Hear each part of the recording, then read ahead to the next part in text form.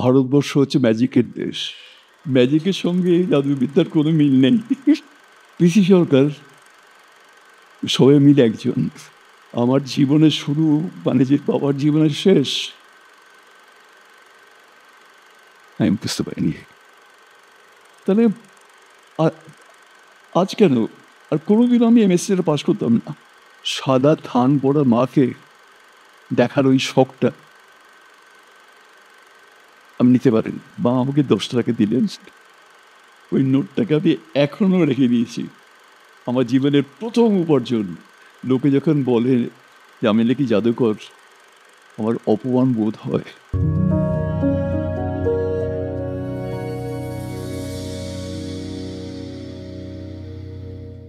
Magic মানে কি?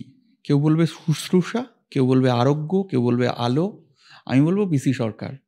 তার কারণ আমাদের ছোটবেলাটা, আমাদের বড় হয়ে ওঠাটা যে মানুষটা রঙিন করে দিয়েছে, আমাদের সমস্ত দুঃস্বপ্নের পথের ধারে ধারে যে মানুষটা ফুল গুজে রেখে গেছেন, যে মানুষটা আমরা যখন দেয়ালে পিঠ থেকে যাচ্ছে, আমরা যখন কোণঠাসা হয়ে যাচ্ছি, আমরা যখন ভাবছি পথ, সমস্ত পথ রুদ্ধ, যে মানুষটা আমাদের আলো দেখিয়েছেন, আমাদের ভাবতে শিখিয়েছেন তবু ম্যাজিক আছে, তবু মানুষ বাঁচে, সেই মানুষটা পিসি সরকার। আমরা আজকে বসে আছি পিসি সরকারের সঙ্গে ক্যালকাটা ডায়ালগসের এই এপিসোড, জাদুকর, জাদু সম্রাট পিসি সরকারের সঙ্গে। আপনাকে আমাদের অনুষ্ঠানে স্বাগত জানাই। উই আর অনার্ড, শিহরিত, কম্পিত আপনার সঙ্গে কথা বলতে পেরে। পিসি সরকারের সঙ্গে কথা হবে, তার মানে সমস্ত সাংবাদিক, সমস্ত অ্যাঙ্কার তারা প্রথম প্রশ্নটা করবেন তার বাবাকে নিয়ে। আমরা যদি আপনার মাকে নিয়ে শুরু করি, বাসন্তী দেবীকে নিয়ে। আপনার মা, তিনি একটা অত্যন্ত সম্ভ্রান্ত পরিবারের মানুষ, তার বিয়ে হলো একজন জাদুকরের সঙ্গে, তাকে দেশ ছেড়ে চলে আসতে হলো। তারপর একটা ভাগ্য বদল, আপনাদের বারবার বাড়ি বদল, বালিগঞ্জে থিতু হওয়া। আপনার মাকে যদি আপনি আমাদের সামনে তুলে ধরেন, মায়ের গল্পটা। আমার মা যদি না থাকতেন তাহলে বাবা নাকি বাবা হতে পারতেন না। বাবা যা হয়েছেন সেটা হতে পারতেন না। খুব সাধারণ একটা জাদুকর হতেন। অসাধারণত্ব পুরো ব্যাপারটা আমার মার সাধনার ফল। আমার বাবা বা আমার মার যখন নাকি ফুলসজ্জা হয় বিয়ের পর, পুত্র হিসেবে তাদের কি কথোপকথন চলছিল সেটা জানা সম্ভব নয়, কিন্তু আমি শুনে ফেলেছি। ম্যাজিক না, ট্র্যাজিক ব্যাপার। বাবা যখন মারা গেলেন, আমি তো জাপানে, মানে খবরটা শুনে জাপানে চলে গেছি। আর বাবার মৃতদেহটাকে কলকাতায় ফিরিয়ে দিয়ে, আমার দেশের জিনিস দেশকে ফিরিয়ে দিয়ে আমি জাপানে রয়ে গেলাম শোটা কন্টিনিউ করতে। তার পরের দিন থেকেই আমি শো আরম্ভ করেছি। তার কারণ বাবা মারা যাবার আগে শেষ কথা বলেছিলেন, শো যেন বন্ধ না হবে। হয়নি, হবে না। তো যা বলছিলাম, আমি যখন জাপানের ওই চুক্তিটাকে শেষ করে দিয়ে কলকাতায় ফিরে আসি, বাবা নেই শুধু জানতাম। বাবা অমরলোকে চলে গেছেন সে তো আমার অন্তরাত্মা স্বীকারই করে নিয়েছেন। কিন্তু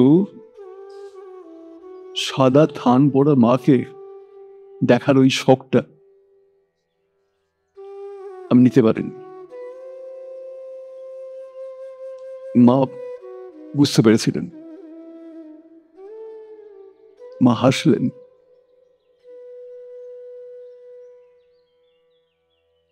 কারণ উনি এত প্র্যাকটিক্যাল ছিলেন, বাস্তববাদী। মা বললেন অনেক পরে বুঝিয়ে যে আমি যদি না হাসি তোমরা হাসবে কেন? তোমাদের মুখে হাসি ফোটাতে, নর্মালসিকে ফিরিয়ে আনতে আমি হাসি।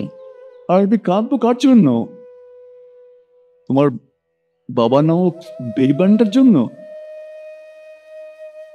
বাবা নামক বেইমান? আমি মার মুখের দিকে তাকিয়েছিলাম। মা বললেন চমকে এলে না? কথা দিয়ে কথা রাখেনি, কথা ছিল সেটা বলতে ভালো লাগে না। ওই পাশের কথাটা বলি, তারপর বললাম এই ফাঁসুর কথাটা বলবো। বাবা তখন সবে ম্যাজিক শুরু করেছেন, সবে নাম করেছেন, কিন্তু স্বপ্ন অনেক বড়। কতটা বড় আমি জানি না, তদ্দূর উনি নিজেকে তৈরি করতে পেরেছিলেন কিনা, অথবা আমরা বুঝতে পেরেছি কিনা বা মূল্যায়ন করতে পেরেছি কিনা জানি না। বাবা চেয়েছিলেন ভারতবর্ষ হচ্ছে ম্যাজিকের দেশ। ম্যাজিক মানে বাস্তবে যেটা সম্ভব হয় না সেটাকে সম্ভব করে দেখানো। যদি কেউ কেউ ভালো ফুটবল খেলে, যদি দারুণ খেলে, তবে তার নাম হয়ে যায় ফুটবলের জাদুকর। যদি ক্রিকেট খেলেন, নাম হয়ে যায় ক্রিকেটের জাদুকর, লেখার জাদুকর, হকির জাদুকর, কথার জাদুকর। সেরা মানে সেরা সেরা মানে জাদুকর। বাবা বলেন, লোকে যখন বলে যে আমি নাকি জাদুকর, আমার অপমান বোধ হয়। আমি তো সত্যিকার জাদুকর নই, আমি জাদুকরের মতো অভিনয় করি। সবই তো বিজ্ঞান, সবই কলা কৌশল নির্ভর, সবই অভিনয়। ম্যাজিক বোধহয় অভিনয় নয়, আমার মনে হয় ম্যাজিক হচ্ছে অভিদশ। কারণ অভিনয় তো বাস্তবে অভিনয় হবে, অবাস্তবে অভিনয় করে অভিদশ করতে হবে। অনবদ্য অনবদ্য অনবদ্য। তো যাই হোক, আমরা আপনার একটা সাক্ষাৎকারে পড়েছিলাম যে আপনি এরকম বললেন যে একটা মিউজিক্যাল চেয়ারের মতো আপনার ভাই, আপনার দুই ভাই, একজন ইঞ্জিনিয়ার, একজন বিমান পরিষেবার সঙ্গে যুক্ত বিমান চালক, তারাও ম্যাজিকটা জানতেন। জানতেন না, করেন তো। আপনি বললেন কিন্তু চেয়ার একটাই ছিল। পালা করে করে বসে যায় বা কোলের উপর কোলে বসে পাঠা যায়, কিন্তু সেটা আমরা চাইনি। আমাদের ভাইদের মধ্যে যে আন্ডারস্ট্যান্ডিং, যা করবে সব পুরো করবে। আর আমি যদি ক্লান্ত হয়ে বোধ করি বা ক্লান্ত হয়ে পড়ি, আমার আর চেয়ারে বসার অধিকার নেই। আমি বিদ্রোহীর ক্লান্ত, আমি সেই দিয়ে হব শান্ত।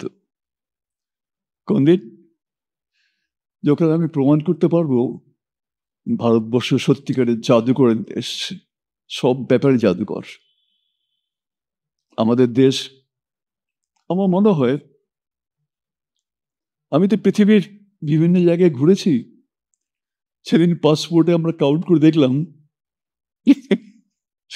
আমি জাপানে গেছি 49 বার। আর বিভিন্ন দেশ যে ঘুরেছি তার তো ভিসার ছাপ আছে একটা, আমি মোট 117টা ছাপ পেলাম, তাও পৃথিবীকে খুঁজে পেলাম না। কারণ ঘর হতে শুধু 2 পা ফেলিয়া, দেখা হয় না এই চক্ষু মেলিয়া আমার মায়ের রূপ।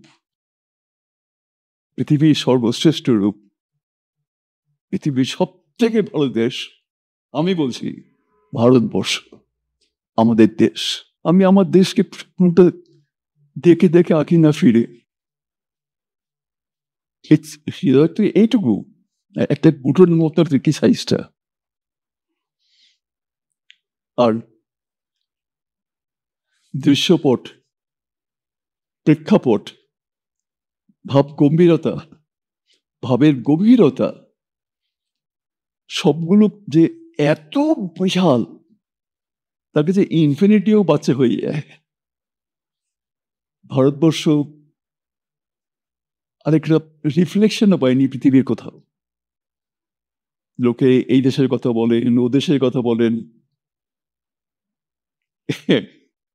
কিন্তু কোথায় আমি খেজুর গাছ পৃথিবীর সব জায়গায় দেখেছি, ওই ফিলিপিন্স থেকে আরম্ভ করে আরব পর্যন্ত সব জায়গায় খেজুর গাছ আছে, কিন্তু না খেজুরের রস থেকে পাটালি গুড় বের করা কে যেন ভারতবর্ষেই পেরেছে। আর ওরা যখন আমাদের কাছ থেকে পাটালিগুলো খেয়েছে, তারা নিজেরা অবাক হয়ে বললেন, এটা তুমি পেলে কোথায়? আরে বাবা, তোমার নাকের ডগায় আছে। নয়নের মাঝখানে নিয়েছেন যে ঠাই। চমৎকার। আমি একটা জিনিস জানতে, আপনি এটা কিভাবে দেখেন এটা বুঝতে আগ্রহী।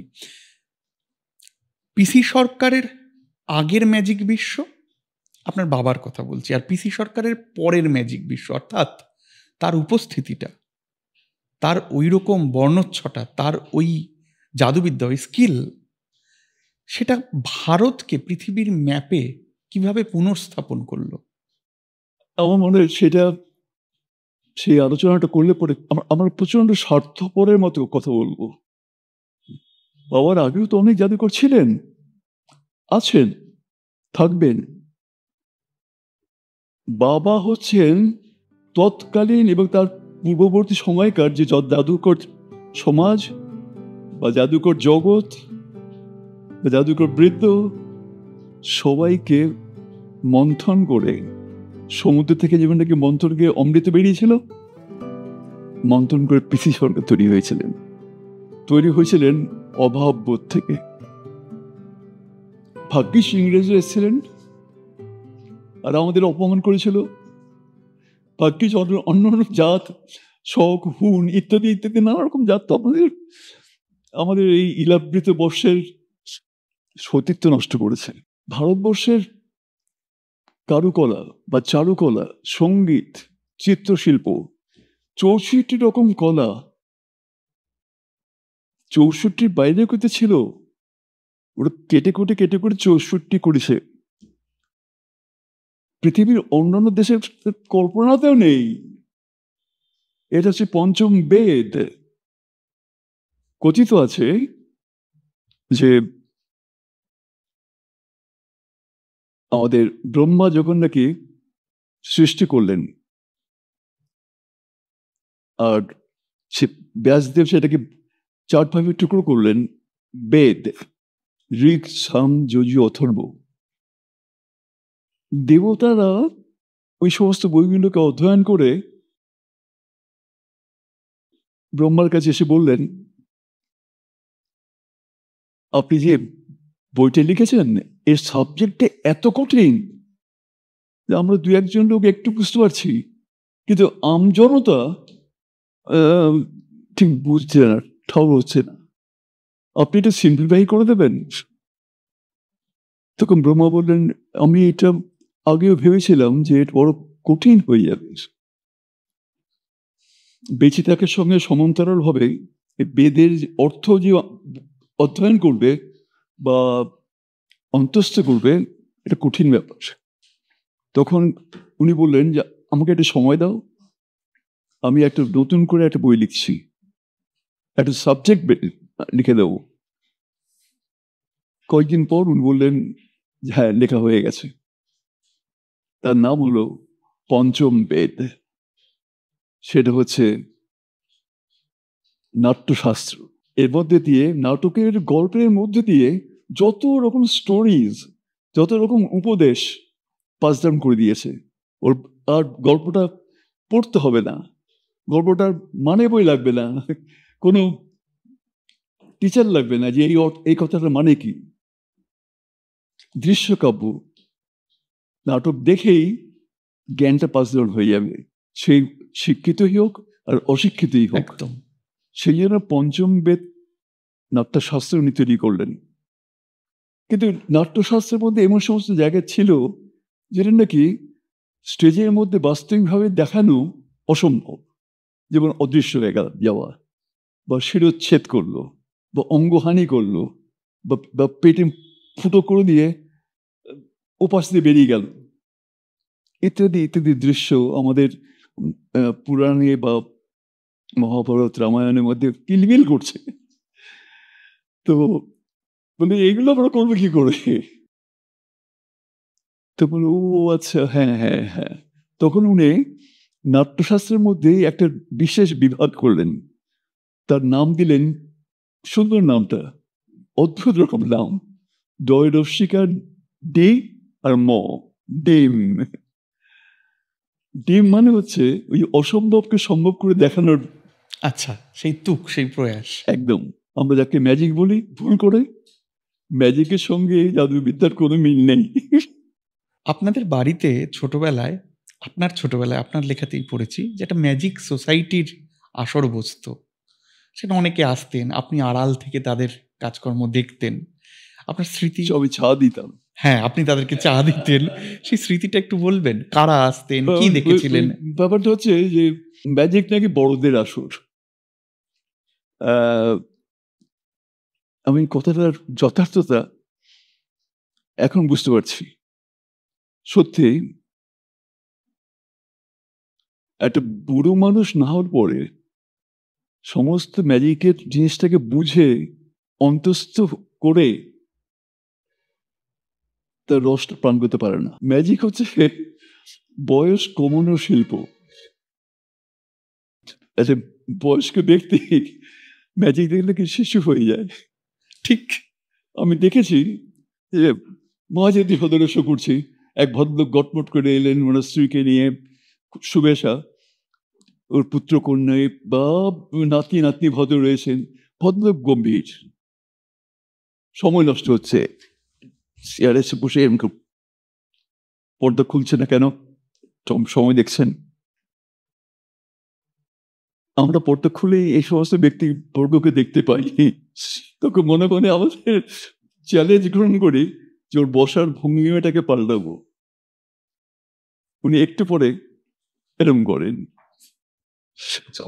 তারপরে এরম করেন, তারপরে এরম করেন, তারপরে ওই নাতির সঙ্গে এক বয়সে হয়ে যায়। ও যত গম্ভীরই হোক না কেন, ওর বয়স ছোটবেলাটাকে ফিরিয়ে দেওয়া আমাদের মুখ্য উদ্দেশ্য। চিরন্তনের প্রতীক, চির যৌবনের প্রতীক, সবসময় শিশু। আচ্ছা, বয়স্ক মানুষটাও শিশু হয়ে যায়, এবং তা সেই জন্য দেখবেন সবাই 2-3 বার ঘুরে ঘুরে দেখেন। ঠিক তাই, ঠিক তাই। আমরা তো শীত আসবে মানে আমরা অপেক্ষা করতাম, একটা হচ্ছে সার্কাস আসবে, আর একটা হচ্ছে কোথাও একটা পিসি সরকারের ম্যাজিক দেখতে পারবো শীতের ছুটিতে। পিসি সরকারের ম্যাজিক দেখতে গেলে পরে 4 বার দেখতে হয়। একবার দাদুর হাত ধরে, আরেকবার বাবার হাত ধরে, একবার প্রেয়সীর হাত ধরে, আর একবার নাতির হাত ধরে। চমৎকার, চমৎকার। আপনাকে আমি আপনাদের বাড়ির ওই অ্যাসোসিয়েশনটার কথা জিজ্ঞেস করছিলাম যে বাবার বন্ধুরা বা বাবার কাছ থেকে যারা শিখছেন তারা আসছেন, আপনি চা দিতে যাচ্ছেন। আমাকে ঘরে আমার ঢোকানি এসেছিল। হ্যাঁ, তার কারণ বাবা বলতেন, কথার মানে বুঝতাম না, এটা 1-way ট্রাফিক, তুই বুঝবে কি করে বলে আমার মাকে বলতেন। মা কি বুঝতে থেকে বলতেন, তুমি যেও না, যাবেই তো পরে বড় হয়ে নিশ্চয়ই যাবে, কিন্তু এখন যেও না। 1-way ট্রাফিক, কি সাংঘাতিক কথা। কোনো ইউটার্ন নেই, ওই যে ঢুকছে সে ঢুকে গেল, সে এগোতেই হবে, অনন্তকালের যাত্রা করতে হবে। আমি ওই ঘরে আমাদের প্রবেশ করার অধিকার ছিল না, তবে হ্যাঁ উপায় বের করেছিলাম। কারণ ওই যারা নাকি বাবার সঙ্গে আলোচনা করছেন তারা বাবার স্থানীয় লোকই, মানে হাতের সঙ্গে হাত মেলাতে গেলে পরে আরেকখানা হাত প্রয়োজন হয়, আমার হাত আর ওর লেজ, অসুবিধা হবে। অনেক করে থাকবো আজকাল, কিন্তু যাই হোক, ওই যে বাবার সঙ্গে যে কথা বলছেন বা সংযোজন পরিবর্তন করছেন, তারাও কিন্তু মহাশিল্পী। এবং অনেক মজার ঘটনাও আছে। বাবা তো শিল্পীদেরকে চিনতেন না। একবার কি হয়েছে, সরস্বতী প্রেসে বাবা গেছেন, বলছেন যে ছোটবাবু পাশের ঘরে না ছবি বিশ্বাস বসে আছেন, চলুন আলাপ করিয়ে দিচ্ছি। বাবা বললেন না আমি যাবো না, না আমার ভালো লাগছে না, আমি যাবো না। ওই মেয়ে লোকের সঙ্গে আমি কথা বলবো কেন, আমি ওকে যাবো। ওই ছবি বিশ্বাস বাবা মহিলা, পরে যখন নাকি ছবিবাবুর সঙ্গে দেখা হয়, ছবিবাবু বাবাকে জড়িয়ে ধরে বলেন যে এর মধ্যে কোনো পাপ টাপ নেই। তো যাই হোক, বাবার অনবদ্য সব anecdote। হাবভাবটা ওরকম ছিল। কিন্তু সেই ঘরে ঢোকার, যেখানে নাকি বাবা সেই রকম আপনজনের সঙ্গে মত বিনিময় করছেন বা ভাব বিনিময় করছেন, সেখানে গিয়ে আমার উপস্থিতি দাল মে কুছ কালা হয়ে যায়। সুতরাং একটা অছিলাই বের করলাম। ওই গেস্টদেরকে তো আপ্যায়ন করতে হবে, ওদের চা খাওয়াতে হতো, চা বিস্কিটস, একটা বড় প্লেটের মধ্যে বিস্কিট থাকতো। আর ঘরের মধ্যে হয়তো 50 কি 55 জন লোক বাবাকে ঘিরে বসে আছেন। আর সাধারণত বাড়িতে 55 খানা কাপ থাকে না, 5, 7, 10 খানা থাকতে পারে। সুতরাং ওই চা দিয়ে আবার কাপটাকে ফেরত নিতে হবে, আবার চাটা দিতে হবে, আবার চাপ করে পরের জনকে পরিবেশন করতে হবে। সেই ছিল সিস্টেম। দেখো সেখানে একটা নামকরা লোক বসে আছেন, তাকে যদি অন্য কেউ এসে অভদ্রভাবে পরিবেশন করেন, ঠিক দেখাবে না। সেই জন্য বাধ্য হয়ে বোধ হয় আমার মা আমাকে বলতেন, যাতে চা দিয়ে আসো তো বাবা। আমি যদি চা তাদের গায়ে ফেলেও দিই বা ভুলও করি, আমার 7 খুন মাপ, কারণ আমি তখন ছোট এবং ওনার সন্তান। আমি গিয়ে তো চাটা দিলাম, ওয়েট করলাম, ওরা খেয়ে শেষ করলেন, আবার কাপটা নিলাম, ওদিকে গিয়ে ওরা আবার দিলেন, আমি আবার জানলাম। আর কানে তখন ওদের কথাটা আসছে। ওইভাবেই আমার ম্যাজিক শেখা। আমার বেদ যে ম্যাজিকের জ্ঞান, সেটা যে অপর নাম শ্রুতি, আমি শুনে শুনে ম্যাজিক শিখেছি।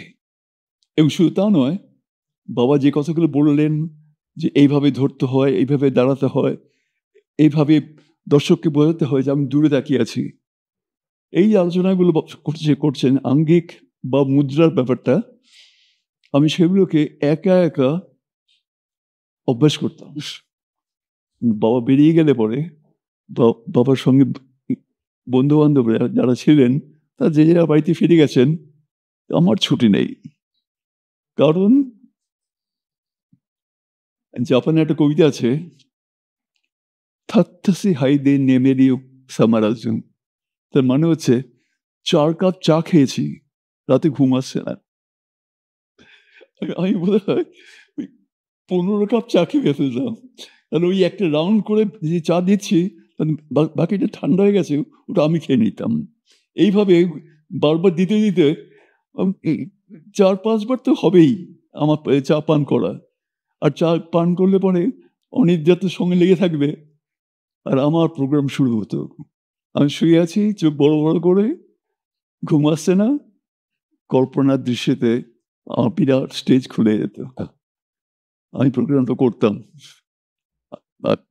নিজের দিকে তাকিয়ে দেখতাম যে আমার গায়ে কি সুন্দর পোশাক, আমার ডান দিকে বাঁ দিকে আমার সহকারিনীরা, এবং আমাদের কি যন্ত্রপাতি, সবগুলোকে নিয়ে আমি সামনে তাকিয়ে দেখি হাজার হাজার লোক, আর কি তারা আনন্দ পাচ্ছে আমার ম্যাজিক দেখে। এটা যে শুয়ে শুয়েও হতো, আবার জেগে উঠেও হতো। জেগে থাকা আর ঘুমিয়ে ঘুমিয়ে স্বপ্ন দেখা আমার কাছে দুটো একই অর্থ, দুটো সময় একই জিনিস দেখতে হচ্ছে। জীবনটাই কি বলবো, যে अयम लोको जालम आसित शक्रस्य महत महान तेना हम इंद्रजालेना तमम से আবি দাদাবি সারবান। মানুষের মধ্যে দুঃখ কষ্ট থাকবেই, সেই জন্য দেবরাজ ইন্দ্রের নেট, ইন্দ্রজাল মানুষের উপর বিস্তার করা আছে, যাতে তারা ভুলে যায় যে আমরা মরণশীল, আমাদের মৃত্যু অনিবার্য, কিন্তু তবুও আমরা কাজ করি ফর এ বেটার টুমরো। এই এত বড় ফিলোসফি, এত বড় শিক্ষা আমার ওইটুকু মাথায় কেন? এই আমার চুল দাড়ি পেকে গেছে, আমি রং টং করে বসে আছি, তো যাই হোক, মাথায় ঢোকে না, অসম্ভব। মঞ্চে পিসি সরকার জুনিয়র, হ্যাঁ প্রথম মঞ্চ অভিজ্ঞতা, হ্যাঁ অত দর্শককে দেখা, হ্যাঁ পাশে রয়েছেন বাবা এবং বাবার সহকর্মীরা। হ্যাঁ। মনে পড়ে সেই অভিজ্ঞতা আজ এত বছর পর, ৭৮ বছর বয়সে দাঁড়িয়ে পিসি সরকার কিভাবে দেখেন সেই রেল লাইনের মতো, রেল লাইনের মধ্যে দুটো লাইন থাকে,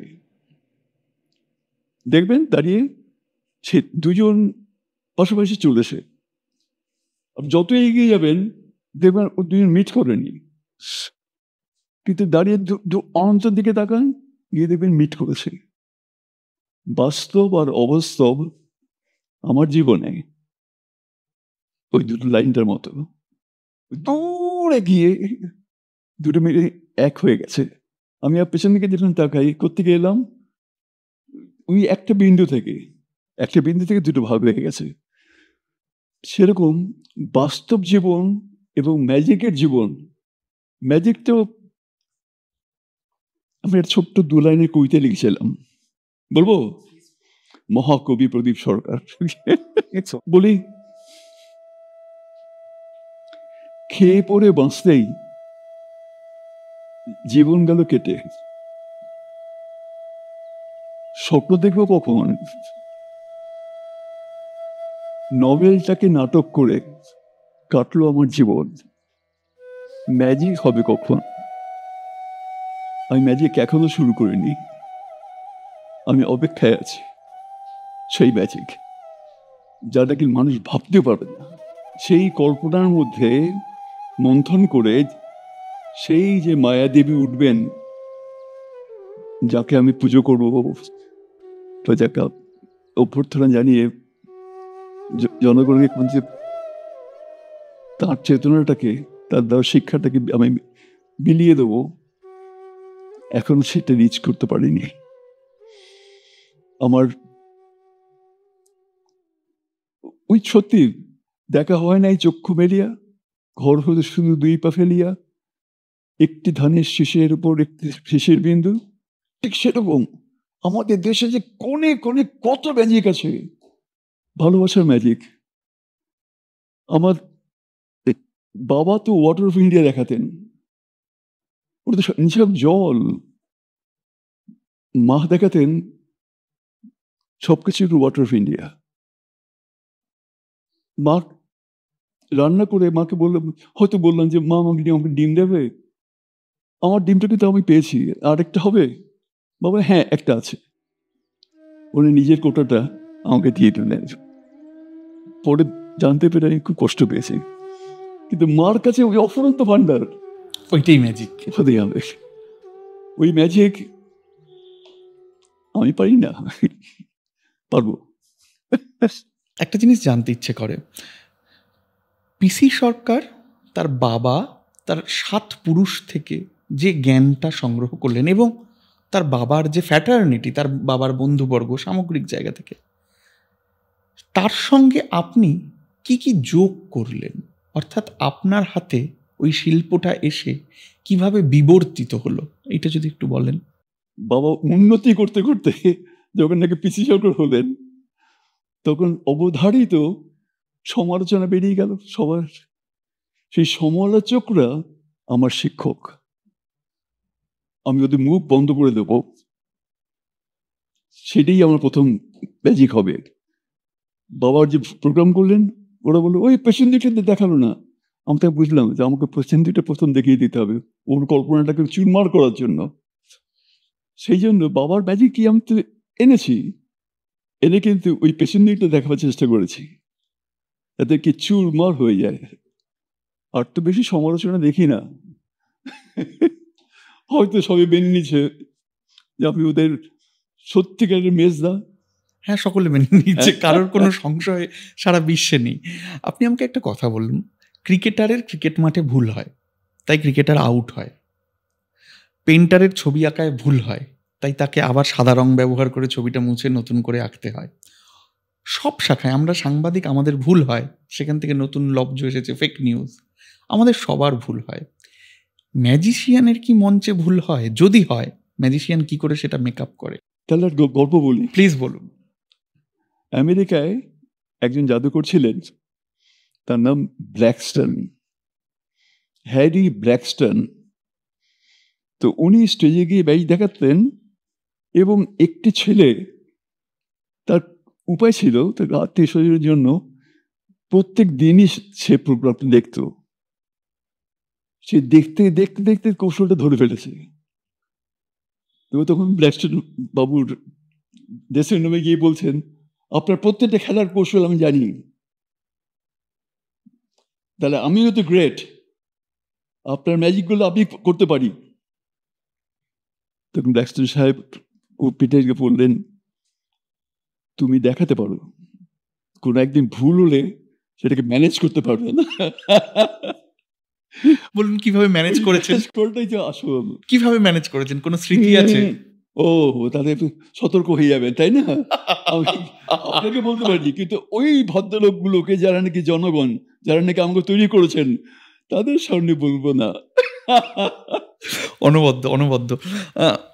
একটা অন্য প্রশ্নে যাই, সেটা হচ্ছে পিসি সরকার মঞ্চে উঠছেন, আর আমরা দেখছি বাসের পেছনে, আমাদের যাতায়াতের পথের দেয়ালগুলোতে ইন্দ্রজাল কথাটা লেখা, আর আপনার একটা ছবি, আপনি হাত দুটো ওইটা দেখেই বড় হয়েছি, একটা বিশেষ মুদ্রায় হাত দুটো করে রেখেছেন। একটা ইন্দ্রজাল করতে 400-র বেশি পোশাক লাগে শুনেছি, কয়েক টন সরঞ্জাম লাগে, বহু সহকারী লাগে। এটা একটা বিরাট ব্যবস্থাপনা, মানে বিরাট, অকল্পনীয়। কি করে এটা, মানে এইটা কি করে ম্যানেজ করতেন পুরো ব্যবস্থাটা? ভালোবাসলে পরে ম্যানেজ করা সহজ হয় না, অসুবিধা হয় না। আমি যদি আমার সঠিক সহকারীকে পাওয়া যায়, যদি মোলাকাত হয়, সাধারণত আমাদের নিজেদের মনে হয় আমাদের বোধহয় জন্মান্তরের বন্ধুত্ব। তারপরে ও যা ভাবছে আমি ঠিক তাই ভাবছি, আমি হাত বাড়ালাম, কি দিতে হবে সেটা ও ঠিক দিল। আমরা ঠিক এটা অষ্টগ্রহ সমাবেশের মতো, প্রকৃতি বিভিন্ন ব্যক্তিকে নিয়ে এক জায়গায় এসেছিলেন। এই সমন্বয়টা আমার মনে হয় আর বোধহয় হবে না। আমার টিম, আমরা 135 জনের উপর মিলে আমরা প্রোগ্রামটা করি।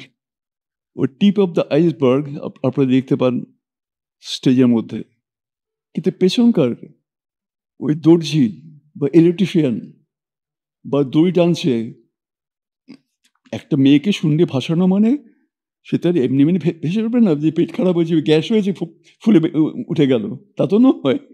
এত কিছু দিয়ে টানা হচ্ছে তাকে, সেটা অদৃশ্য কিছু।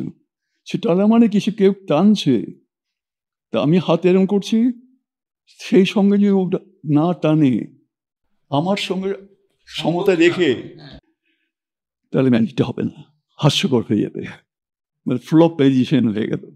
সুতরাং আমার অর্কেস্ট্রেশনে যে মিউজিক যদি বাজে ঠিক মতো, তাহলে কিন্তু একটা অর্কেস্ট্রা হলো। এই অর্কেস্ট্রার কথা তুললাম আমি, আপনি খেয়াল করে দেখেছেন বাঙালি অনেক দিন ভারতীয় নিজস্ব অর্কেস্ট্রা শোনে না, কারণ অতগুলো ইনস্ট্রুমেন্টকে এক সূত্রে বাঁধা একটু অভাব পড়ে গেছে। আমাদের দেশের পরম দুর্ভাগ্য যে ওই সুতোটা অনেকে ছেড়বার চেষ্টা করছে। আমার প্রত্যেকেই একটা নেকলেসের মতো মণি মাণিক্য সব একটা সুতোয় গাঁথা, সুতোটা যদি ছিঁড়ে যায়, ওর মণিমাণিক্য কিন্তু মারি বাঁধে ছড়িয়ে যাবে, হারিয়ে যাবে, আর মূল্য থাকবে না। একটা পাথরের সঙ্গে হয়তো মূল্য হলো, কিন্তু মালা হিসেবে নয়। রাজকণ্ঠের মালা, আমরা সেটা সেই জন্য নিজেদের মধ্যে সমতা রাখা, যেমন একটা কারেন্সি নোট, আমার মনে হয় আমাদের দেশের যে কোনো নোট, আমি দর্শক বন্ধুদের বলছি, একটা কারেন্সি নোট বের করে দেখুন, ধরুন 10 টাকার নোট, উল্টো দেখুন কতগুলো ভাষায় লেখা আছে 10 টাকা 10 টাকা 10 টাকা 10 টাকা 10 টাকা 10 টাকা, এতগুলো ভাষায় সমমূল্য। পৃথিবীর আর কোথাও এটা নেই। অনেক দেশ তো অনেক জাত নিয়ে করলো, ওই ইউরোপ করলো, ওদের ইউরো কমন মানি, লেখা কোন ভাষায় দেখে আমার উপর ডিপেন্ড করবেন না। একমাত্র ভারতবর্ষ, ইউনিটি ইন ডাইভার্সিটি, সবাই মিলে একজন। পিসি সরকার সবাই মিলে একজন। এতগুলো লোকের প্রতিভা এক জায়গায় হয়ে সমতার কথা বলছে। আপনি যে সময় সাইকোলজি পড়েছেন সে সময় বাঙালির মধ্যে সাইকোলজি পড়ার চল ছিল না। আপনাকে কি কোথাও মনস্তত্ত্ব পড়াটা সেটা অনেকটা এগিয়ে দিয়েছে ম্যাজিক বিশ্বে, ম্যাজিকের পৃথিবীতে আর 5 জনের থেকে মানুষের মন বোঝার একটা একাডেমিক লেখাপড়া? আমি যখন বুঝি বলছি, বাবাকে প্রথম বলেছিলাম, বাবা আমি না ম্যাজিক করবো, আমাকে ম্যাজিক শিখিয়ে দেবে? বাবা তো বলেছিলেন আমাকে ফ্রাস্ট্রেটেড করে ম্যাজিক শেখানো যায় না, ম্যাজিক শিখে নিতে হয়, আর সেটি আর্টের লক্ষণ। ওই লক্ষণ বিলক্ষণ কিচ্ছু বুঝি না। বাবা শেখালো না, খুব অভিমান হয়েছিল। তারপরে যখন আবার বলি, বলে ম্যাজিশিয়ান হতে গেলে পেটে বিদ্যে থাকার দরকার। আমি তখন সবে গ্র্যাজুয়েট হয়েছি, বিএসসি পাস করেছি। বাবাকে সগর্বে সার্টিফিকেট দেখালাম, আমি তো গ্র্যাজুয়েট। বাবা বললেন, ও সায়েন্স গ্র্যাজুয়েট না, বিজ্ঞান দিয়েই সব কিছু করা হচ্ছে ম্যাজিকের, কিন্তু ম্যাজিক তো আদতে একটা আর্ট। তুই বিজ্ঞান পড়ে আর্ট নিয়ে জীবন কাটাবে, এটা এই আজগুবি প্ল্যানটা হলো কি করে? তুমি আর্ট নিয়ে কিচ্ছু এলো না, তুমি কেমিস্ট্রি নিয়ে বুঝেছো, তুমি ফিজিক্স নিয়ে পড়েছো। আসলে না, বাবা ছিলেন আর্টসের ছাত্র, ওনার ম্যাথমেটিক্স অনার্স ছিল। আমি ভাবলাম যে বাবা বোধ খোঁচা দিচ্ছে। আমি মাকে বললাম যে, মা দেখো, তোমার বরটা একটা ভীষণ অহংকারী। মা বললেন, কি হয়েছে? বলে, এই কথাগুলো হলো। তুমি জবাব দাও, কি বিয়ে পাস করো? ঠিক, আমি লুকিয়ে লুকিয়ে আবার স্পেশাল বিয়ের জন্য অ্যাপ্লাই করলাম। তখন ইউনিভার্সিটিতে আফটার গ্র্যাজুয়েশন আবার স্পেশাল ডিগ্রিটা পাওয়া যেত। আমি বিএসসির পর আবার বিএ পরীক্ষা দিলাম, স্পেশাল বিএ পাস করলাম। বাবার কাছে নিয়ে গিয়ে অহংকার, সে মনে আছে, বাবা আমি বিএসসি এবং বিএ এবার ম্যাজিক করতে পারি। বাবা বললেন যে, কি বোকার মতো সময় নষ্ট করেছো, তো এটাই বোঝনি যে ম্যাজিক জন্ম নেয় তোমার জাদুকরের হাতে না, জাদুকরের টেবিলে না, জাদুকরের স্টেজে না। ম্যাজিক জন্ম নয় দর্শকের মনে। তুমি যদি দর্শকের মন জয় করতে না পারো, তা মনোরঞ্জন করবে কি করে? তার হয়তো বললাম যে, বাবা আমাকে সময় কাটাবার চেষ্টা করছেন। আমি বললাম, ঠিক আছে, আমিও সাইকোলজি নিয়ে পড়বো, তোমাকে আর কথা দিতে হবে। No more riding. আমি যেদিন এমএসসি পাস করবো, আমাকে সেদিন থেকে ম্যাজিক করতে দিতে হবে, অনুমতি দিতে হবে। কথাটা শুনি না, বাবা কেমন গম্ভীর হয়ে গেলেন, কি যেন দেখলেন আকাশের দিক তাকিয়ে। তখন চেয়ার থেকে উঠে দাঁড়ালেন, দাঁড়িয়ে লাইব্রেরিতে বইয়ের সাজানোতে একটা বই উল্টো ছিল, ওটা খুলে নিয়ে সোজা করে দিলেন।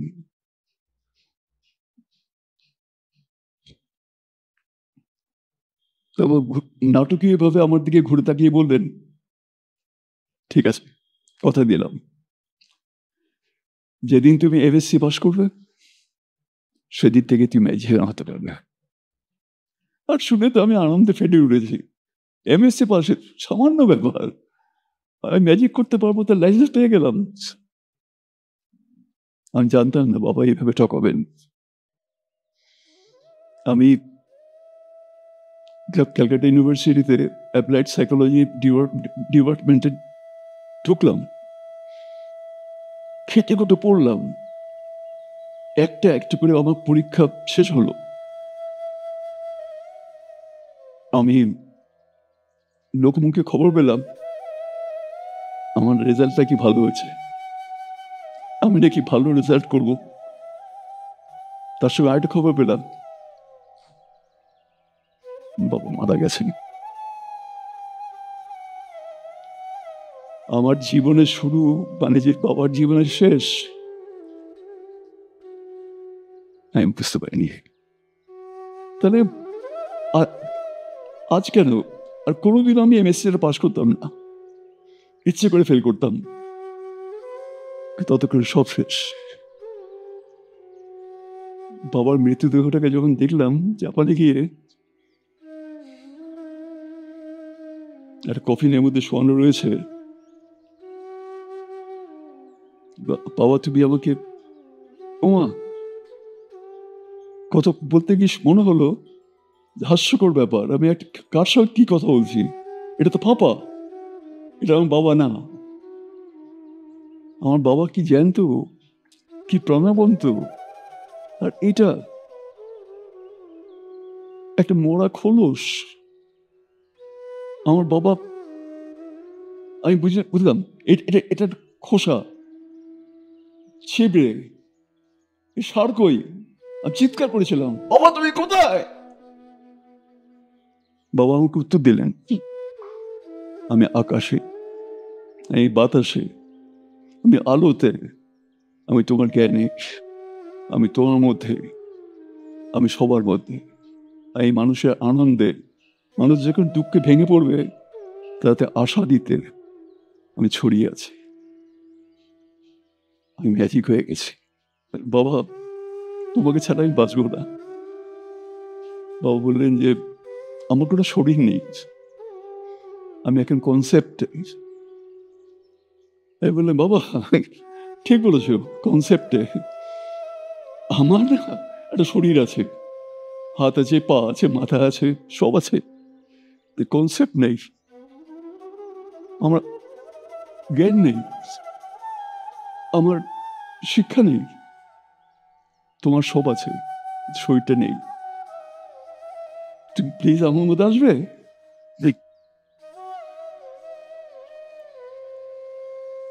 আমি পড়েছি আপনি বলেছেন যে আমাকে পিসি সরকার জুনিয়র বলাটাকে আমি পছন্দ করি না। পিসি সরকার কন্টিনিউয়েশন, আমি শেষ হব না। আমরা বড় হয়েছি শুনতে শুনতে, জানতে জানতে, বিস্মিত হতে হতে পিসি সরকার বর্ধমান স্টেশনে দাঁড়ানো একটা ট্রেন গায়েব করে দিয়েছেন। পিসি সরকার তাজমহলটা গায়েব করে দিয়েছে। আমরা ভাবতাম যে আমরা কি বিশ্বাস করব নাকি বিশ্বাস করবো না, এটা কি, এগুলো হতে পারে? বা এমনও শুনেছি যে সে আপনাকে জলে ডুবিয়ে দেওয়ার কয়েক সেকেন্ডের মধ্যে 10 গোনার মধ্যে আপনি আবার উঠে এসেছেন। সেই সব অবিশ্বাস্য তুক। আমার প্রশ্ন, ভারতবর্ষে, এশিয়া মহাদেশে ম্যাজিকের এই বিপুলতা আপনি যা ধারণ করেছেন আপনার কায়ায়, আপনার শরীরে, আপনার মগজে, যে ডাইভার্সিটিকে আপনি ধারণ করেছেন ম্যাজিকের, তার কোনো উত্তরাধিকার তৈরি হয়েছে? কেউ আর পিসি সরকারের মতো এই রোবাস্ট ভাবে এই ম্যাজিকগুলি দেখাতে পারবে? আশা করছি আমি যদি এইটুকু হয়ে থাকি, এত বড় তার অবয়ব সৃষ্টি হয়ে গেছে। কারণ ভারতবর্ষের মধ্যে চেতনা ফিরে আসছে একটু একটু করে, যে কৌশল মাত্রই ম্যাজিক নয়, কৌশল শিখিয়ে দিলে ম্যাজিক শেখা যায় না। কি জাদু বাংলা গানে, গানের মধ্যে জাদু হতে পারে, আছে।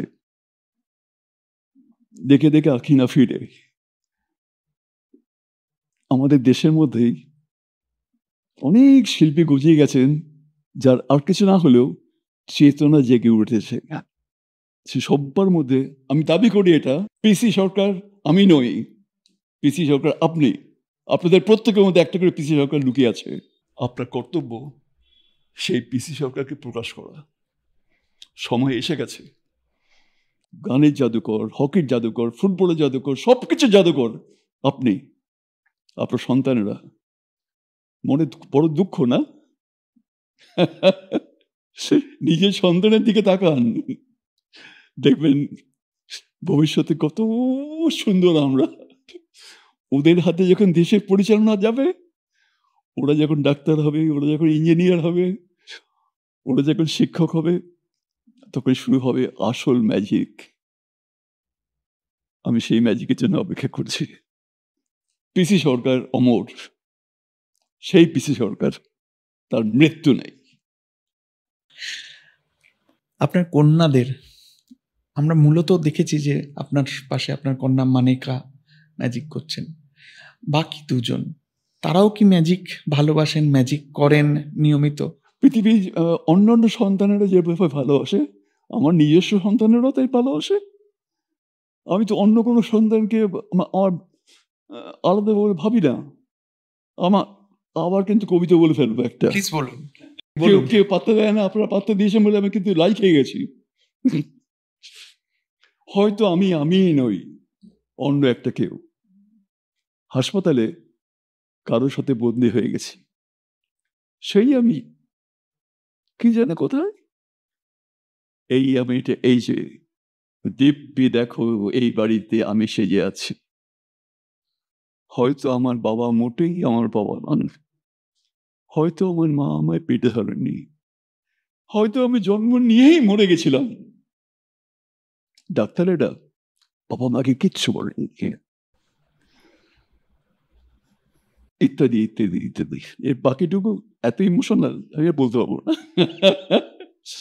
আমি সেই জন্য প্রত্যেক বাবাকেই নিজের বাবা বলে ভাবি, আর সেই জন্য প্রত্যেক সন্তানকেই আমি নিজের সন্তান বলে ভাবি, কোনো তফাৎ নেই। আমি দুটো প্রশ্ন করব। এক, আপনার বাবার স্মৃতি রক্ষণাবেক্ষণ, আমি আমার একটা আক্ষেপের কথা বলি। ধরুন নজরুল ইসলাম আমাদের শহরে অনেকগুলি জায়গায় ছিলেন। শরদিন্দু বন্দ্যোপাধ্যায় ব্যোমকেশ যখন সৃষ্টি করছেন তিনি আমার এই শহরেরই মেজবাড়িতে ছিলেন। শিবরাম চক্রবর্তী তিনি আমার শহরের মেজবাড়িতে ছিলেন। এই তিনটি নাম বললাম, একটি জায়গাও সঠিকভাবে রক্ষণাবেক্ষণ হয়নি। কোনো বাসভবন, মিউজিয়াম হওয়ার কথা ছিল, বিদেশ হলে তাই হতো, রক্ষিত হয়নি। পিসি সরকারের স্মৃতি রক্ষার ক্ষেত্রে আমরা কি সচেতনতা দেখিয়েছি পিসি সরকারকে সংরক্ষণ করার ব্যাপারে? আপনার ব্যক্তিগত উদ্যোগের কথা বলছি না, সরকারি স্তরে। সরকার তো আমার আত্মীয় হয়ে গেল, প্রত্যেকটা সরকার আমার আত্মীয়।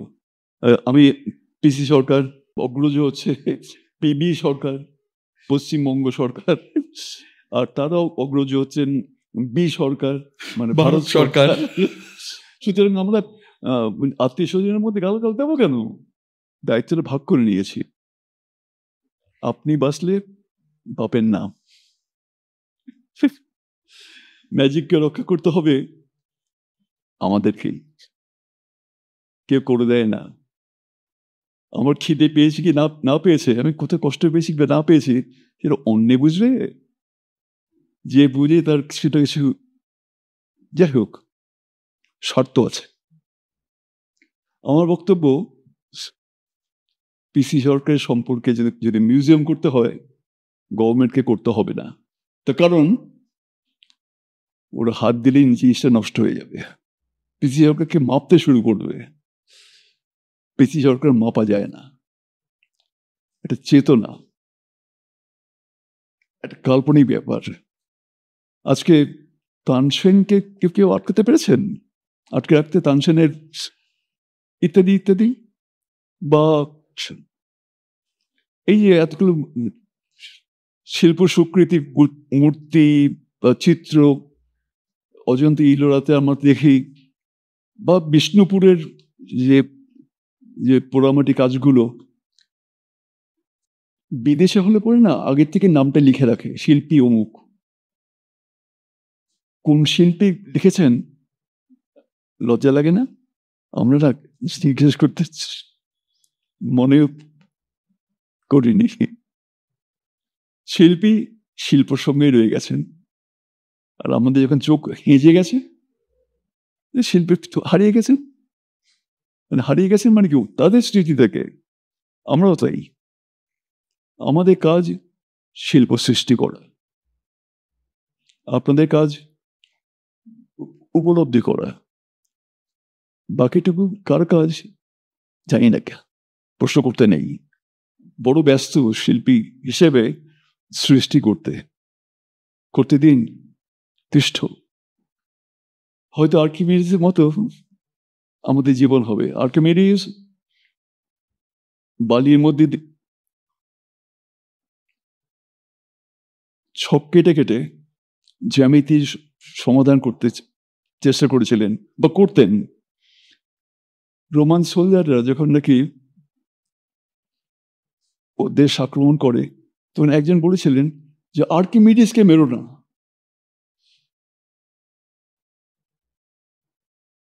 সৈন্যরা এসে দেখে আর্কিমিডিস বাড়িতে আখ কেটে কেটে অঙ্ক করছেন। বলল, এই তোমার নাম কি? একটু দাঁড়াও, কাজটা সঙ্গে এক কবদি কেটে ফেলেছে। আমাদের রক্ষণাবেক্ষণ করবার জন্য কে এগিয়ে আসবেন এই প্রশ্নটা আমাকে করবেন না, নিজেকে করুন। নিজেকে নিজে করুন, আমাকে সৃষ্টি করতে দিন, অঙ্কটা শেষ হোক, আগে কোপটা মারবেন না। ম্যাজিশিয়ান পিসি সরকার 5 জন নারী দ্বারা পরিবেষ্টিত। আপনার মা, আপনার স্ত্রী জয়শ্রী দেবী, আপনার 3 কন্যা। সকলেই তো বলেন, আমি যেভাবে শুরুও করেছিলাম, যে আপনি পিসি সরকার কন্টিনিউশন। কিন্তু একজন পুরুষকে যখন 5টি নারী ঘিরে রাখে, তাকে আবর্তন করে, তখন তার সেই পুরুষের মন বদলে সেই 5টি নারীর একটা ব্যাপক প্রভাব থাকে তার মনের গঠনে।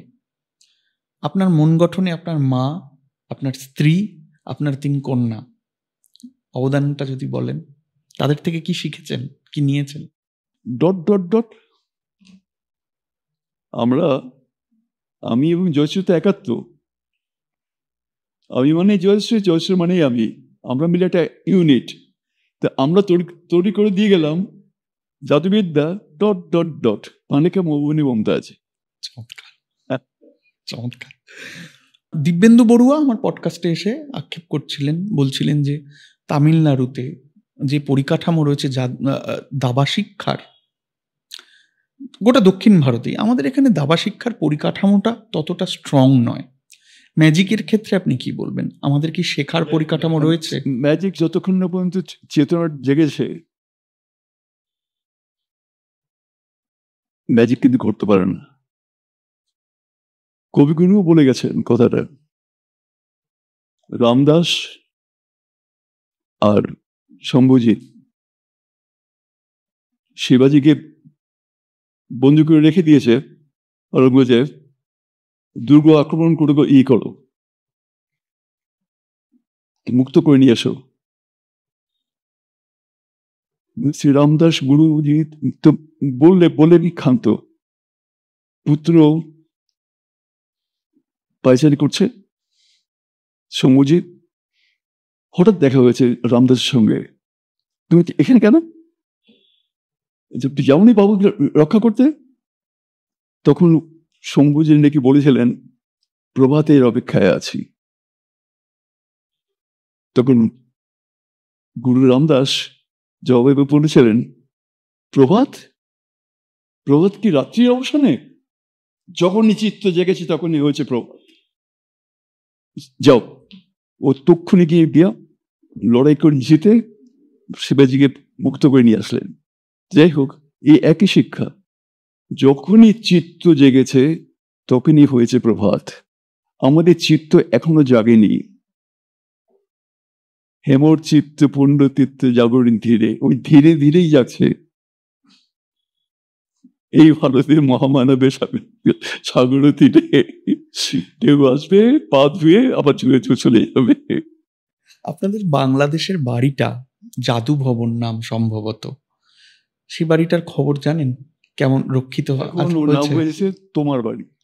আচ্ছা, বড় বড় করে লেখা আছে তোমার বাড়ি। ম্যাজিক ঘটে গেছে। হাসিনা দেবী সঙ্গে আমার আলাপ হয়েছিল। আমি বঙ্গবন্ধুকে বলেছিলাম যে আমাদেরকে বাঁচাতে হবে না, ম্যাজিককে বাঁচান। হাসিনা দেবী বলেছিলেন দায়িত্বটা আমি নিলাম। কিন্তু হাসিনা দেবী নিজেই তো বিপদগ্রস্ত। আমি অপেক্ষায় আছি।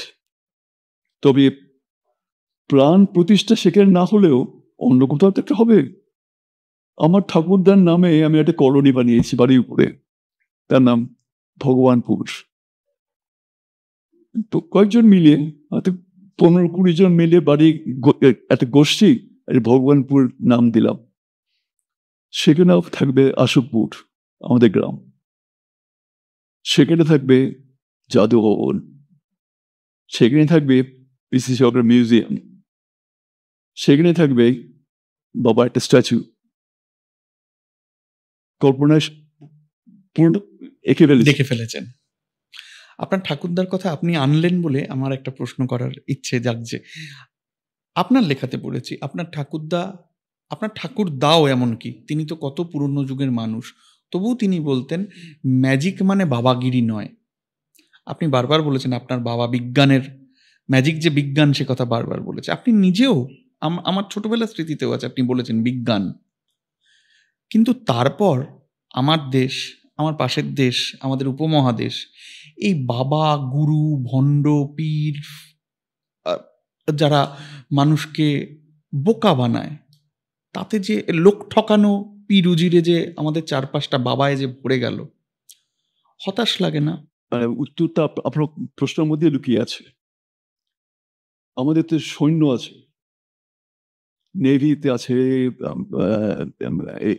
এয়ারে আছে, পদাতিক সৈন্য আছেন, মিসাইল রয়েছে, অ্যাটম বোম রয়েছে, মেগাটন বোম রয়েছে, আউটডুম রয়েছে, বাথরুম রয়েছে, লেজার বিন রয়েছে, কত রকম রয়েছে। চোর ডাকাত বন্ধ করতে পেরেছেন? ওরাও থাকবে। চোরেরও যে অস্তিত্ব থাকলে সাধুকে সাধু মনে হবে না। সুতরাং থাক, যখন জেলখানা আছে, জেল ওরকম সদ্ব্যবহার করবার জন্য অপরাধীকে তো বানাতেই হবে। মানুষ যখন নাকি চেতনাগ্রস্ত হবেন, অচেতন মানুষও থাকবে, তাহলে চেতনাগ্রস্ত হবে কি করে? ম্যাজিক যেমন নাকি আমরা দেখিয়ে মানুষকে আনন্দ করবো, যেমন নাকি একটা ছুরি দিয়ে আমি আপনি ফোনও করতে পারি, সেই ছুরি দিয়ে ফল কাটা যায়, সেই ছুরি দিয়ে আবার অপারেশন হয়, আর প্রাণ রক্ষা করি। কে কিভাবে ব্যবহার করলেন সেটাই আসল কথাটা। সেই ব্যবহার করবার কায়দাটা কোনো সাধু বাবা বা বাবা আকাশ থেকে কি একটা ধরে দিয়ে দিল, করলেন তো ট্রিক, আমাদের ট্রিকটাকে। কিন্তু ওরা কেন করছেন ওটাকে, কি উদ্দেশ্যে, তার উপর নির্ভর করছে শুভাশুভ। ও যদি শুভ উদ্দেশ্যে করে তাতে শুভ, আর যে ধান্দাবাজি থাকে ধান্দাবাজ, তাকে জেলে পড়া উচিত। লন্ডনের রাস্তায় চোখ বাঁধা আপনি সাইকেল চালাচ্ছেন, অথবা ধরুন এক্সরে বিশেষ স্তূক, যেখানে আপনি চোখ বাঁধা অবস্থায় শেক্সপিয়ারের কবিতা বলছেন, কখনো হয়তো পাটিগণিত একটা জটিল অঙ্ক কষে দিচ্ছেন। এগুলি কি, এর সঙ্গে কি অভ্যাস জড়িত? মানে আপনাকে কি এখনো প্রতিদিন সেই সব করণ কৌশল অভ্যাস করতে হয় নাকি? মানসিকভাবে তো আমার শত্রু বন্ধ হয় না। মানসিকভাবে সবসময় আমার শো চলছে, জেগে বা ঘুমিয়ে। আর রেওয়াজের তো শেষ নেই, প্রবলেমেরও শেষ নেই, সমাধানেরও শেষ নেই। যে যেভাবে নেবে। আমি নিয়েছি আমার শরীরের অঙ্গ, আমার কল্পনার অঙ্গ, আমার জীবনের অঙ্গ হিসেবে। সেটা সবকিছু মানে ম্যাজিক খুঁজে পাই। ম্যাজিক জীবনের শ্রেষ্ঠ স্মৃতি প্রত্যেকের থাকে। আমি তবলিয়া জাকির হোসেন যখন শেষবার কলকাতায় এলেন, তাকে বলতে শুনেছিলাম যে আমার বাবা চাইতেন যে কলকাতায় বাজাই, আর বাবা বলতেন কলকাতায় লোকে হাততালি দিলে বুঝবে হয়েছে। তো আমি কলকাতায় যেদিন প্রথম হাততালি পেলাম সেদিন বুঝলাম যে বোধহয় এবার হচ্ছে। তো আমি বুঝতে পারছিলাম তিনি তখন বৃদ্ধ হয়েছেন, কিন্তু কি অদম্য তার স্পিরিট। আপনার জাদু জীবনের শ্রেষ্ঠ স্মৃতি আজ এই মুহূর্তে এরকম আচমকা জিজ্ঞেস করলে যেটা চোখের সামনে ঝলক দিয়ে ওঠে, সেটা কোনটা? শ্রেষ্ঠ ম্যাজিক হয়েছিল বাবাকে আমি স্টেজের মধ্যে সহযোগিতা করেছিলাম উষা লগ্নে। আমার জীবনের দলে কয়েকজন সহকারী তারা বেইমানি করলেন, দল ছেড়ে চলে গেলেন। আর আগামীকাল শো, বাবা কি করবেন? আমি কিন্তু আড়ালে ওদের ম্যাজিকের অভিনয়টা সেটাকে অভিনয় এবং কারুকলাগুলো আমি তো রিহার্সাল দিয়ে রেখেছিলাম, কারণ আমি নিজেকে জাদুকর ভাবতাম। বাবা সেটা জানতেন না। বাবাকে বললাম যে ওদের এই কাজগুলো তো আমি পারি, তুমি আমাকে চান্স দাও, আমি করে দেখাচ্ছি। বাবা বললে শিখি রে, এতদিনের রেওয়াজ, আমারও অনেক দিনের রেওয়াজ। বাবাকে করে দেখালাম। পরের দিন শো হলো, দর্শক হাততালি দিচ্ছেন। আমার মনে হচ্ছে যে না, দর্শক আমাকে দিলেন। আর বাবা আমার দিকে টেরিয়ে তাকালেন, বলুন বাবা বড়টাকে ড্রিবল করে পাঠিয়ে দিলেন আমার কাছে। তো যাই হোক, শোয়ের পর বাবা আমাকে একটু আদর করলেন না। একটা বিট চাপড়ে যে উৎসাহ দেওয়া আছে, কিচ্ছু না। আমার খুব মন খারাপ হয়েছিল। বাড়িতে ফিরে এসে মাঝরাতে কার স্পর্শে যেন আমার ঘুম ভেঙে যায়। আমার মা, আমার বাবার থেকেও বড় আদর করতেন। আমার মা এসে বলছেন, তুই জানিস তো তোর বাবা এরকম। তোর বাবা কি বলেছে জানিস? ও ভীষণ ভালো করেছে, ওকে বললে না ও নষ্ট হয়ে যাবে, তুই ওকে বলো না যে ও ভালো করেছে। তবে আমি খুব খুশি, আমি না তোর জন্য 10টা টাকা নিয়ে এসেছি। মা আমাকে 10টা টাকা দিলেন। ওই নোটটাকে আমি এখনো রেখে দিয়েছি। আমার জীবনের প্রথম উপার্জন, প্রথম পুরস্কার। স্বপ্নের মতো, স্বপ্নের মতো, গলা ধরে আসে আপনার। এটাই বোধহয় ম্যাজিক। আপনি বশ করে ফেলেছেন আমায়। আমরা শেষ দিকে চলে এসেছি। কম্পিউটার, এআই, টেকনোলজি সমস্ত কিছু ডিকোড করে ফেলা, সমস্ত কিছুর সারটা, তার বীজটা একদম সবটা নিংড়ে বের করে আনা, এই যে আমাদের নতুন প্রজন্মের প্রবণতা, এই যে আমাদের বিবর্তনের মাধ্যমে পড়ে পাওয়া 14 আনা, এইটা কি ম্যাজিকের যে বিভ্রম, যে মায়া জগৎ, তার কৌলিন্য কোথাও নষ্ট করেছে? খুলো কল, সামনে সাফল্য। আমরা কিন্তু একদিনও ভাবি না যে কালকে আমি ফুরিয়ে যাবো, কালকে আমি নষ্ট হবো, কালকে আপনি আরো বেটার থাকবো। সেই জন্য আমি আজকে কাজ করছি। এই যে বেটার টুমরোর জন্য আমরা কাজ করা, এটাই জীবনের ম্যাজিক। এটা চলতে থাকবে, জিততেও থাকবো। আর জেতার পারিশ্রমিক হিসেবে বা সার্টিফিকেট হিসেবে বিজ্ঞান একটা খবর দেবে যে অমুক জিনিসে মানুষ পারলো, চাঁদেও মানুষের পা পড়েছে। আর আমাদের এখানে বোতাম টিপে চাঁদের মধ্যে কাজ করতে পেরেছি আমরা।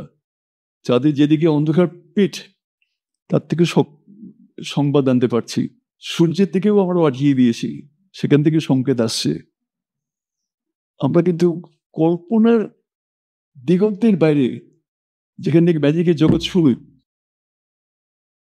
সেখানে চলে গেছি। কেউ কেউ ভাবতে পেরেছিল আমার বিক্রমাদিত্য বা কালিদাস ওই সময়ে যে আমরা বেতার সৃষ্টি করব বা আমাদের দেশে মোবাইল থাকবে, তাহলে আমি কালিদাসের সঙ্গে গিয়ে বলতাম যে স্যার আপনার সঙ্গে সেলফি তুলব। উনি বলতেন যে ওটা কি, এটা আপনার কাছে ম্যাজিক, আমার কাছে বিজ্ঞান। এইভাবে একই ম্যাজিক বিজ্ঞান হিসেবে এগিয়ে চলতে থাকবে, চালাতে থাকবে, আমরা এগিয়ে যাব। নজরুল ইসলাম একবার ভোটে লড়েছিলেন এবং মর্মান্তিকভাবে হেরেছিলেন। পরে তার মনে হয়েছিল যে এটা বোধহয় তার কাজ নয়। আমি নজরুল ইসলামের উদাহরণটা আনলাম তিনি শিল্পী হিসেবে মহান বলে। এরকম বহু উদাহরণ রয়েছেন যারা স্ব কাজে সমুজ্জ্বল, কিন্তু তারা অন্য কর্দমাক্ত পৃথিবীতে জমি তৈরি করতে পারেননি। তাদের মানুষ বোঝেনি বা তারা নিজেকে বোঝাতে পারেনি অন্য পৃথিবীর কাছে। যে পিসি সরকার আমাদের প্রজন্মকে, আমার পিতার প্রজন্মকে, পুত্রের প্রজন্মকে, দুটো প্রজন্মকে মানুষ হিসেবে মন্ত্রমুগ্ধ করে রেখেছে আজও, সেটা তো আপনি আমার পাশে বসে বুঝতেও পারছেন। সে পিসি সরকার কি করে ভোটে হারে? তাহলে কি ভোটে দাঁড়ানোটা পিসি সরকারের জীবনে একটা ভুল সিদ্ধান্ত ছিল? নিশ্চয়ই। আমি নিজেকে মেপে দেখছিলাম, আমি নিজেকে মাপবার জন্য আমি ভোটে দাঁড়িয়েছিলাম। কি বুঝলেন মেপে? পাবলিক এসে ডাইরেক্ট আমাকে বললেন, আমি আপনাকে মন্ত্রী হতে দেব না, আমি আপনাকে জাদুঘর হিসেবেই চাই, আমি একটাও ভোট দেবো না আপনাকে। সত্যি অনেকে ভোট দেয়নি, যদি আমার ভালোবাসার পাত্র বলে ওই ওখানেকার লোক আলাদা, আর আপনারটা আপনার জায়গা। আমি তখন বললাম যে তোমরা আমাকে এত ভালোবাসো, হ্যাঁ যেতে নাই দেব। আমার ধুতি ধরে আটকে ছিল, আমি হাজার নড়লেও এগোতে পারিনি। ভালোবাসার মাপে আমি যদি পেয়ে দেখাই, দিনের পর দিন হাউসফুল হয়, কিন্তু পলিটিক্সের বক্তৃতায় একটু কম লোক থাকে। আপনি কোন অভিমানে, আমরা জানি, আমরা খবরাখবরের পরম্পরাগুলো জানি, কিন্তু সেই অভিমানটাই কি পার্মানেন্ট? আপনি কি নিজেকে একটু আড়াল করে রেখেছেন, অভিমান একটু দূরে সরে রয়েছেন? না না না না না, রাখা ঢাকাটাই তো ম্যাজিক। আমি তো কল্পলোকেও নিত্য আনাগোনা, এই আপনি আমাকে আলোচনা করছেন, উপায় নেই। আমি যদি পাঁচিলে উপাস চলে যাই, আপনাকে তো মনে মনে ফলো করবে। আমি পৃথিবী যেখানে যাই না কেন, সবাই বলে এতদিন কোথায় ছিলেন, 15 শ্রেণীর মতো। আমি সর্বত্র বিদ্যমান। আমি লন্ডন টু লন্ডন অনেক দিন গ্যাপ দিয়ে যাই, Tokyo to Tokyo, New York to New York. আরে বাবা, পৃথিবীতে একটা কোন এক জায়গায় গিয়ে আটকে থাকলে পরে অন্য অন্য জায়গায় অ্যাবসেন্ট। এই অ্যাবসেন্সটা আমাকে বাঁচিয়ে রেখেছে। ওই যে খোঁজ নেয়, এতদিন কোথায় ছিলেন, ওটাই জাদুকরের আড়াল। সেই আমি এতদিন কলকাতা যখন নাকি আমার কলারের বা শার্টের পেছন ধরে বলছে, এতদিন কোথায় ছিলেন, আর একটু ঘুরিয়ে পড়েছি, এতদিন আপনার মনের বাইরে না, ওই নয়নের মাঝখানে নিয়েছিলাম স্থায়ী। আজকে বিলেত আমেরিকা সবাইকে জানাতে হবে যে আমাদের দেশ সর্বশ্রেষ্ঠ জাদুর দেশ, আর আমি না জানালে কে জানাবে? আমি শুরু করলাম, তারপর তো জাদুকর বাহিনী আসছে, আমাদের ম্যাজিক দেখেই কি চমকে গেলে। এবার আসবে আরো ভালো জাদুকর, হকির জাদুকর, খেলার জাদুকর, ফুটবলের জাদুকর, বিজ্ঞানের জাদুকর, সাহিত্যের জাদুকর, তখন ওরা ল্যাস দুলো পালাবে। That's it. আমাদের এই আড্ডাটা কি হলো আদতে, নাকি গোটাটাই ছিল একটা ম্যাজিক? আমি জানি না। Dot dot dot dot dot dot. আপনার ম্যাজিক যেন আমাদের চলার পথের প্রেরণা হয়ে থাকে। আমরা যখন যখন পিছিয়ে পড়ব, ক্লান্ত হয়ে যাব, আপনার ম্যাজিক যেন আমাদের ঠিক এই জীবনের 3.5 দশক যেভাবে আলো দিয়েছে, আরও 3.5 দশক আমরা যাতে আপনার থেকে তেমন আলো পাই, এই আশা নিয়ে, এই আশীর্বাদ প্রার্থনা করে আমাদের আজকের এপিসোডটা শেষ করছি। নমস্কার। Dot dot dot.